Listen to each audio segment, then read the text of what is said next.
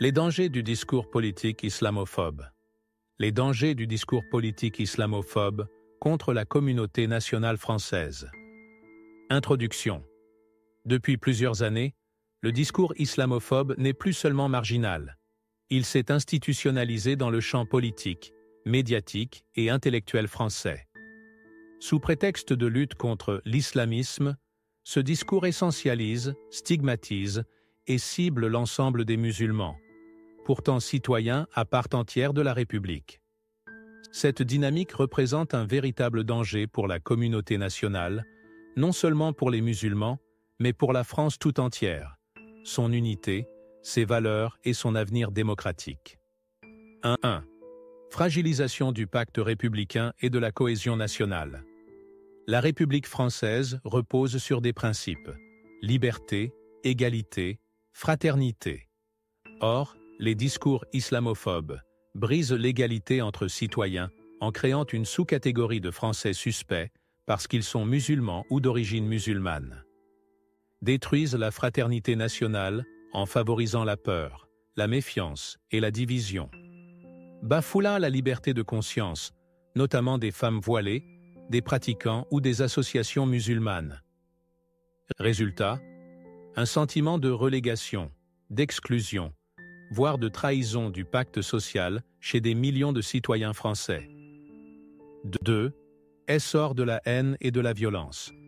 La banalisation des discours islamophobes alimente les agressions contre des femmes voilées ou des lieux de culte, le harcèlement scolaire d'enfants musulmans, la montée de l'extrême droite qui se nourrit de ces peurs pour prospérer électoralement. L'histoire nous enseigne que les violences politiques commencent toujours par les mots. Les discours déshumanisants précèdent les actes violents. 3. Déstabilisation de la jeunesse française issue de l'immigration. Les jeunes musulmans de France, nés ici, souvent éduqués ici, se sentent rejetés malgré leur citoyenneté, pointés du doigt pour leur foi ou leur origine, instrumentalisés dans les débats électoraux.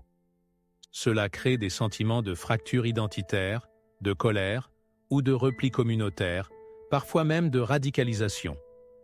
La République ne peut pas demander à ses enfants de l'aimer tout en les humiliant et les stigmatisant publiquement. 4. Détournement des vrais enjeux sociaux et économiques. En focalisant le débat politique sur les signes religieux, le voile, les menus halal ou la communauté, les responsables politiques, masquent les inégalités sociales, la pauvreté, le chômage, les discriminations systémiques. Créent des boucs émissaires au lieu de résoudre les problèmes structurels. C'est une stratégie politique cynique, mais dangereuse. Elle divise pour régner et détruire le bien commun. 5. Affaiblissement de la démocratie et des libertés publiques. L'islamophobie politique a déjà conduit à la dissolution arbitraire d'associations musulmanes, la suspicion généralisée envers les imams, les mosquées, les institutions éducatives musulmanes, une loi sur le séparatisme et le entrisme, qui, en réalité, cible une seule religion, l'islam. D'autant que c'est paradoxal d'accuser avec la chose et son contraire. La France ne peut pas défendre la laïcité, tout en violant les libertés fondamentales au nom de cette même laïcité. Conclusion, pour une France fidèle à elle-même. L'islamophobie n'est pas une défense de la République, c'est sa trahison. Elle met en péril la paix sociale, l'unité nationale, la confiance dans les institutions et la dignité de millions de citoyens. La France n'a pas besoin de guerre contre l'islam. Elle a besoin de justice, d'égalité, de respect et de dialogue. Citation de clôture.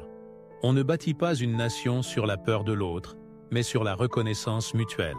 Jaurès disait « Oui, nous avons nous aussi le culte du passé. Ce n'est pas en vain que tous les foyers des générations humaines ont flambé, ont rayonné. Mais c'est nous, parce que nous marchons, parce que nous luttons pour un idéal nouveau. C'est nous qui sommes les vrais héritiers du foyer des aïeux. Nous en avons pris la flamme, vous n'en avez gardé que la cendre. Il faut transmettre du foyer des ancêtres la lumière, pas la cendre. Page choisie, Edwin Reader, 1922, page 115.